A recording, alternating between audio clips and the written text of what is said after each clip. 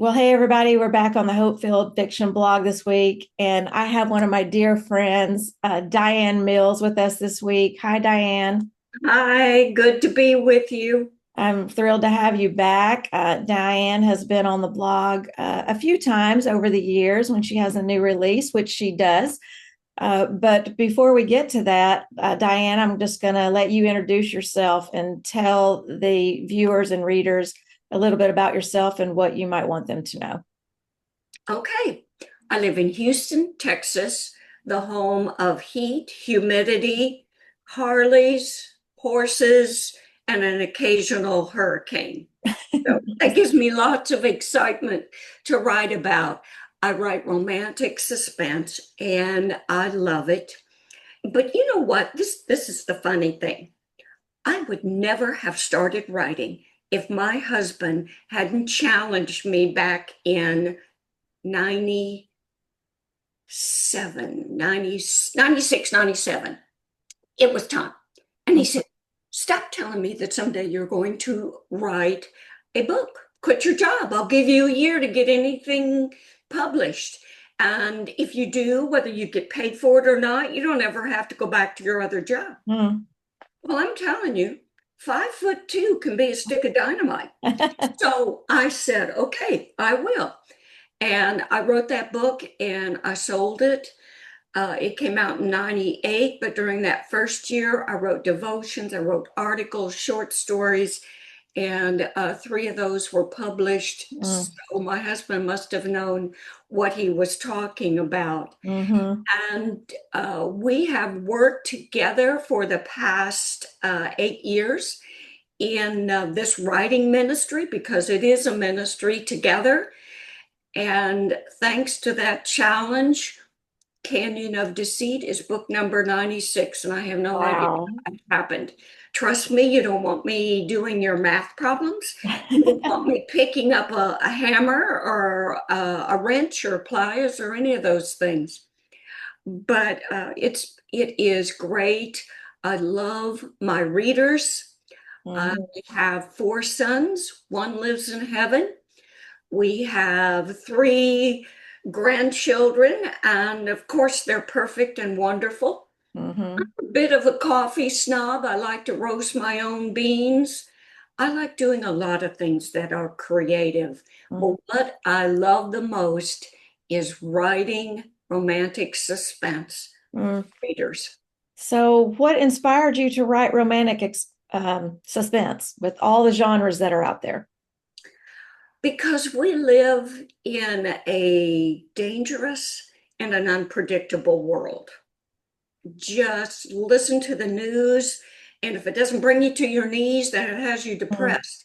Yeah. And because of that, I want to show that there are brave and courageous men and women who are trained and are willing to take on new skills and are ready to step forward and help keep us safe Hmm. and to stop those who are uh, preying on innocent people. Mm. And God bless them all. Mm.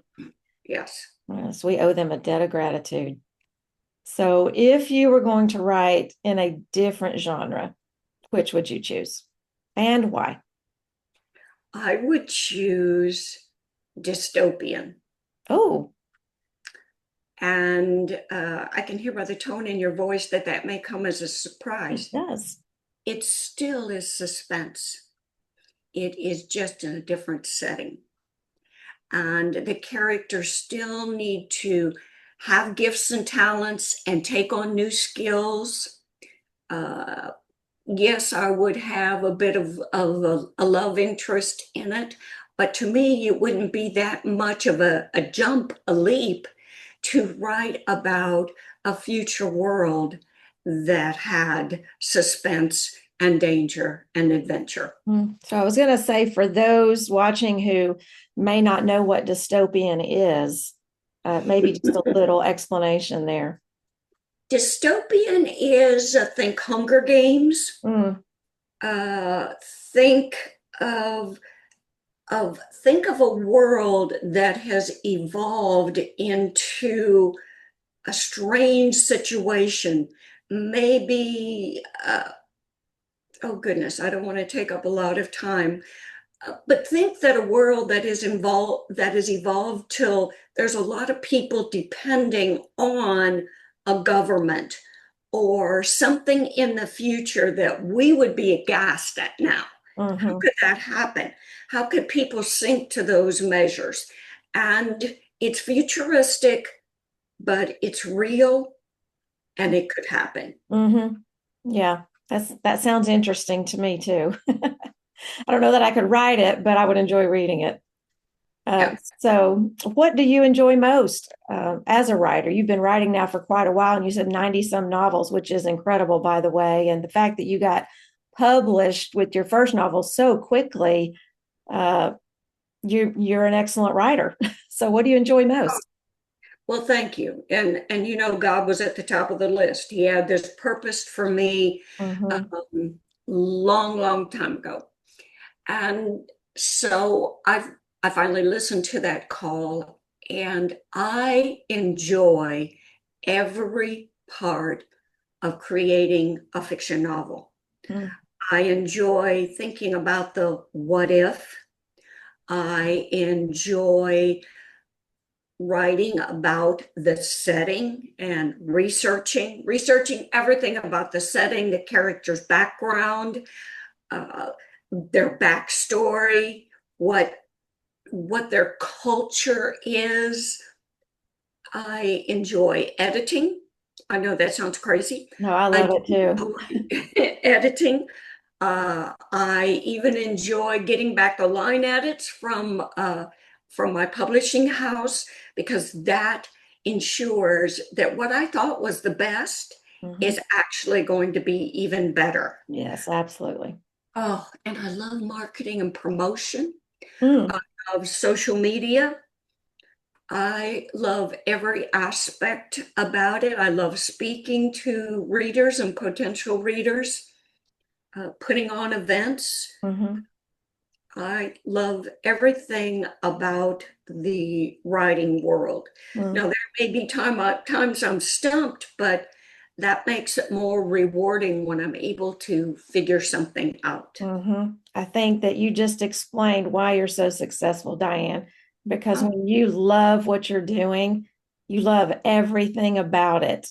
It's not a chore. You're pouring your heart and soul into it, and it really shows in everything that you do. and thank you. And one of my passions uh, is mentoring new writers Hmm. so that they have a grasp on writing skills. And my prayer is always that they go way beyond what I've ever done. Mm.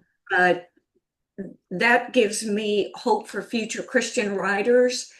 It gives me hope in my own calling. Jesus wrote in parables, and I want that for them too. Mhm. So it is definitely a ministry. Yes, absolutely. And you just mentioned hope, and that's what my blog is all about, and hope-filled fiction. So, how do you, as an author, incorporate hope and Christ into the stories that you write?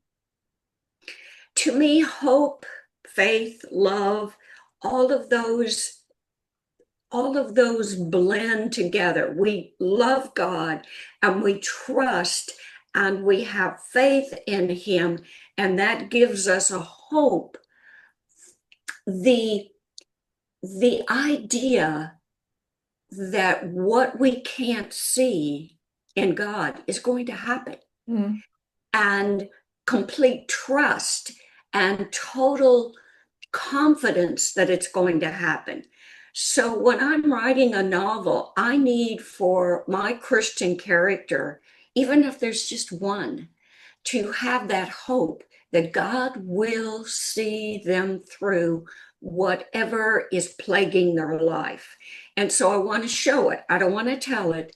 I want to show it in their actions, in their speech, their behavior, how they face trials and tribulations, but always that thread of hope carries all the way through the story. Love that. So you have a new book coming out. I believe it's called Canyon of Deceit. Is that Yes. correct? So tell us a little about that, the setting, the location there. Is it a real or fictional place? Let's hear a little about that. It is set, Canyon of Deceit is set in West Texas in the Guadalupe Mountains. When I did the research, husband and I had to fly into New Mexico and drive to the area that is still in Texas, but unless we were going to take mules, we wouldn't have been able to get there. Yes, it is a real place. So part of the research, of course, was going to the Guadalupe Mountains. I wanted a setting that was off the grid. Mm. Trust me, it is. You know, there's no signals, and wildlife go back and forth across the road, and it very, very beautiful, inspiring, but you hoped that you didn't get sick or that your car didn't have a flat or Mm-hmm. problem worse than that. Mm-hmm. And talking to park rangers and then driving to the area where I wanted my story set, which was Dog Canyon. And in Dog Canyon, the forest rangers that are there are volunteers, and they know that they are off the grid. So it is very, very remote. Mm. Lots of hiking on my Pinterest board for Canyon of Deceit, which I have released. It shows a lot of the pictures that we took there. Mm. Back to the story itself. My heroine is a wilderness survival expert, and my hero is a Texas Ranger who specializes in negotiation. They team up when an 8-year-old little girl is kidnapped and is taken into Dog Canyon. Mm. The little girl's father is a Russian professor and lived here in Houston. And she is kidnapped because they want him to do some things that he's not willing to do. So that sets up for the kidnapping, how she isn't traceable until they can get into Dog Canyon, and the perils they run into, survival, caves, snakes, Mm. accidents, just all kinds of things. And in this whole, and I'm there, I see myself there again, in this whole picture of what is going on, God's working and two people are falling in love. And it doesn't, the story doesn't end up in Dog Canyon. It ends up in Houston. So we've got a whole new setting. And I loved writing this story, Dina. I just loved it. I loved the challenges. I loved taking what I experienced and massaging it into my characters' personalities. Oh, I took courses online, master class. Mm-hmm. Okay. I took a course from uh, Jessie Cribbs, who is a wilderness survival expert, a woman. So I learned a few things. Mm. I also took from the same master class negotiation tactics and lots of online research and interviews. And it was just fun. It was Mm-hmm. different for me and really fun. Yeah. So as you're talking about the setting, I told you before we started recording that I just got back from a trip to New Mexico. Yes. And so that's very interesting to me. Now, we were up near the Four Corners area. Our team went to Four Corners on just a sightseeing day while we were there. And when we were driving back, I remember us talking about, oh my goodness, it's so desolate out here. And like, if you broke down or you ran out of gas or whatever, like, what in the world would you do? Because there's nothing for miles.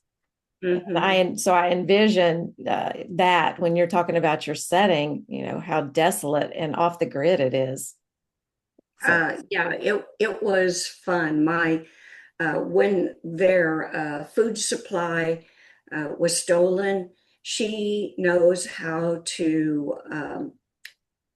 She knew how to get an agave.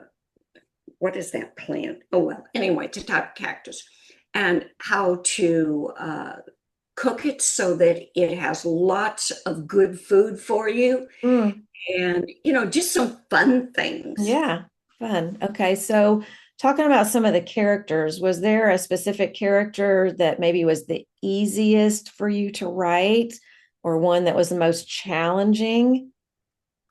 The easiest to write was Blaine Gardner, the hero, Texas Ranger, and negotiation expert. And he was the easiest because of finding the information about Texas Rangers and the negotiation skills and things of that nature. He was easier. The challenging character was Therese because of having to learn about survival and water and first aid and what to pack in your backpack and what's needed and how to build a fire, all of Mm. those things I had no clue about. I Yeah. mean, my idea of camping is, the Marriott. So you glamping. Yeah, glamping, absolutely. Um, Gosh, off the trail here, but when I did an African safari type of thing, it was in a glamping situation in a tent with electricity. So that was my idea of being rugged. So it was a lot to learn. And one thing I really, really love about challenging myself in writing characters, I have no clue about what they do, is that I learn things that I never had a clue about. And so as I'm forming ideas for um, a series that I'll start in a couple of months, it's that whole research again, what I'm going to learn and how I can, through my characters, provide a different type of lifestyle for my Mhm, readers. mhm. A lifelong learning, right? Yes. Yes, keeps you young. So when the readers read Canyon of Deceit, when they get to the end of the story, what are you hoping they're going to take away from it? That God's always working when we have no idea what he is doing. Mm, He has things orchestrated. He has things that he will have my characters go through that may not be pleasant, but it's all for their spiritual, mental, emotional, and physical well-being. This morning I was reading in a devotional. Actually, it's one by Voice of the Martyrs. And there was a statement there that just ushers into what we're talking about. Whereas persecution, walking through persecution is like a ring of fire because you come out refined. mm, And that's what I want my characters to be. And it's also what I want my readers to see, not to be preached at, mhm, but to understand that no matter what we go through, there is a purpose, there's consequences, and there's growth and change if we allow it. So I think in our day and time and the culture and all that we are dealing with, that's something we all need to be reminded of, that, because we can look at the tragedies and the horrific things, even the flooding close to where you live, DiAnn, recently, is so horrific. And, we can say, God, where is God in the midst of this terrible, terrible situation?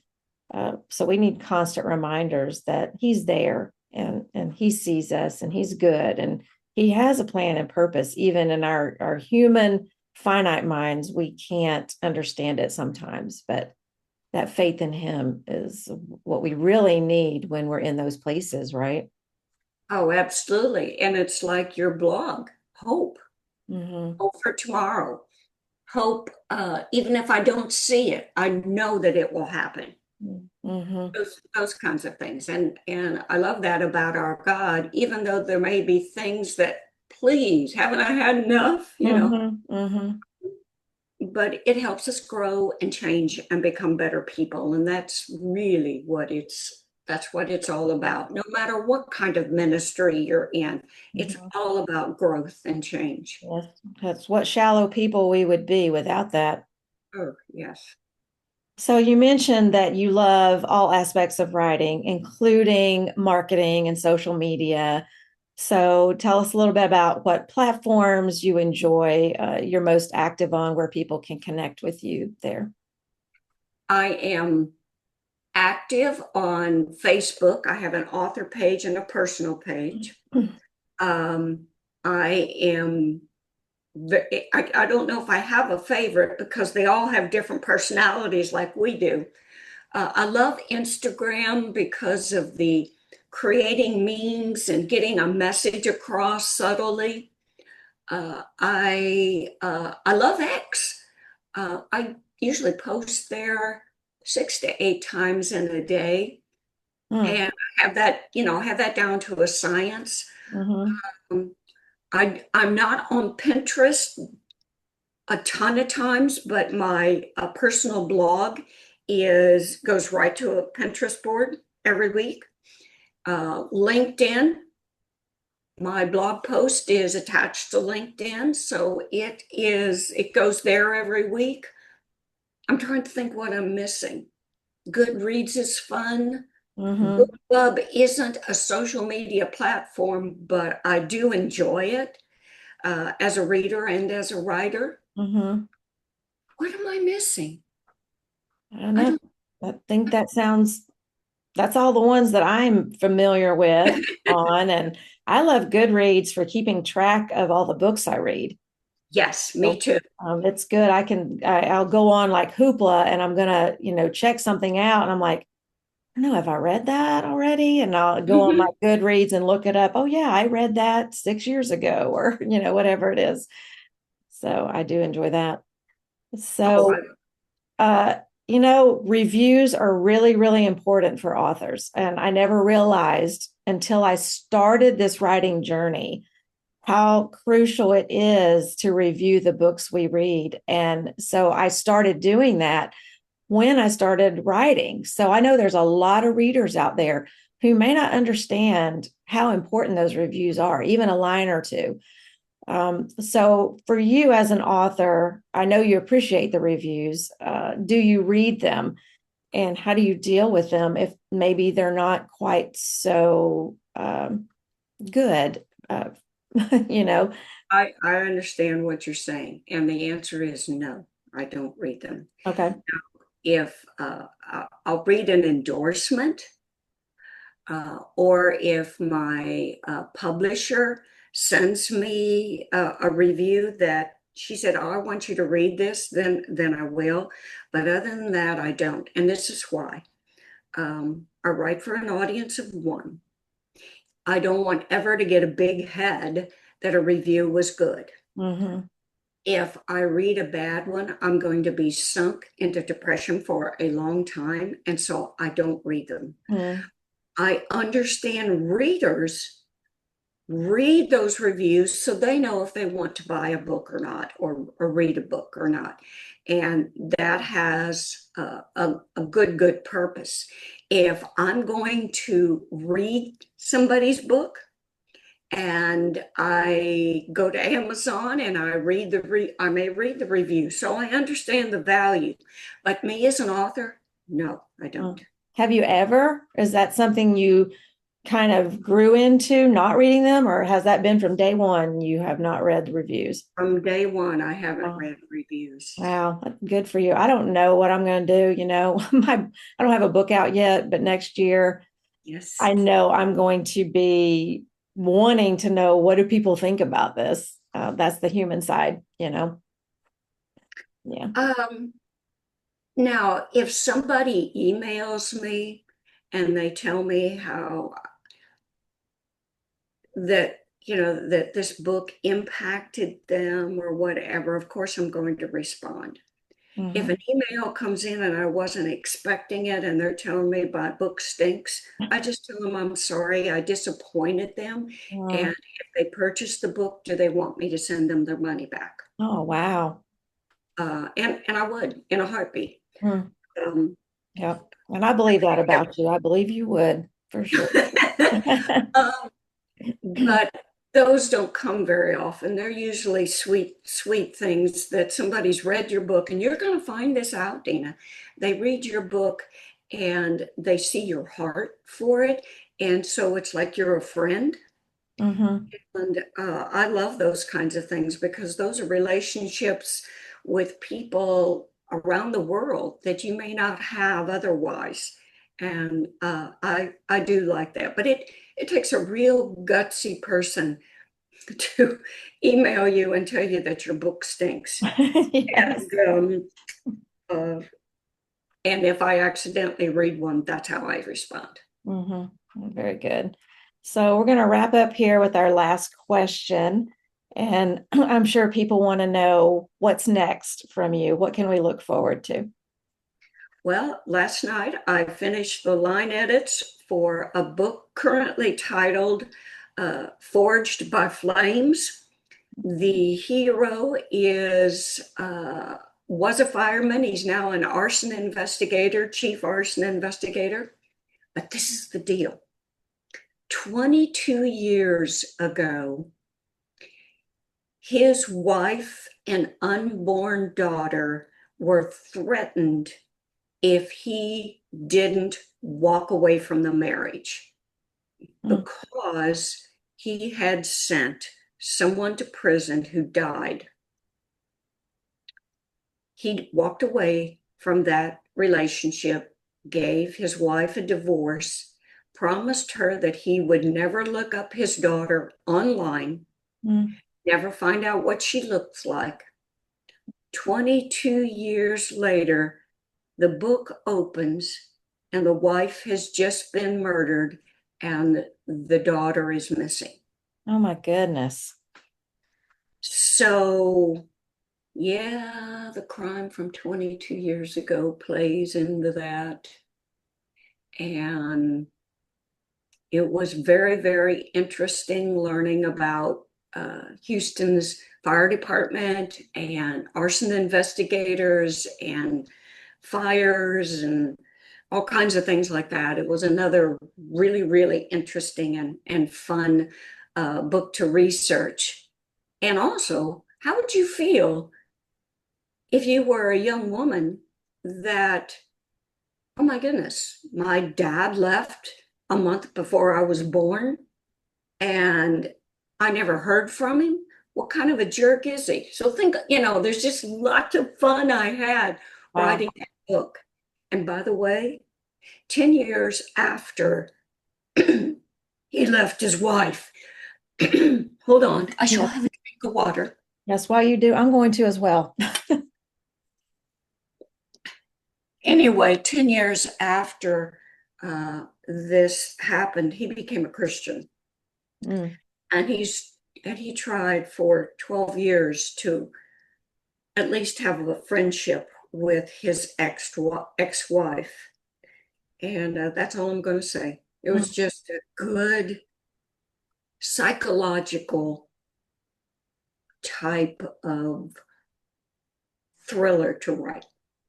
That sounds really good, DiAnn. When does that come out? September of 2026. Okay, sounds great. Maybe I'll get to interview you next year about that book. We'll Yes, see. yes. And I'm excited to read your book. And for those viewing this, I have read the first few chapters, and it is amazing, amazing. I'm very excited for Dina, and I'm excited for the reader. Oh, thank you. Now, I know I said we're out of time, but very quickly, I'm wondering if we should uh, just give a little explanation of the link to a song that's going to be in this post so that they know what that's about. Can we do that real quick? Yes, my heroine Therese begins the book in writing a song to her 8-year-old little sister, and she's at the time Therese is 12. At the end, she writes a song for the hero, and what I have done is had those words put to music, and I will share both of those links in the post that Dina will be putting out there. Yeah. So that's an extra little tidbit you're going to get, which I think is really kind of a fun, cool thing to add to this. So, DiAnn, as always, this has been such a pleasure to get to chat with you and hear about your writing and your new books. And I just love your heart, and it just shines through. So, thank you. Thank you so Thank much. you so very much. And I love the ministry that you have to readers and writers and the sharing and your heart. Well, We are doubly blessed today. yes, we are. And thank all of you who are watching and will comment on this so that you get a chance to win DiAnn's book. All right. Until next time. Bye. Thank you.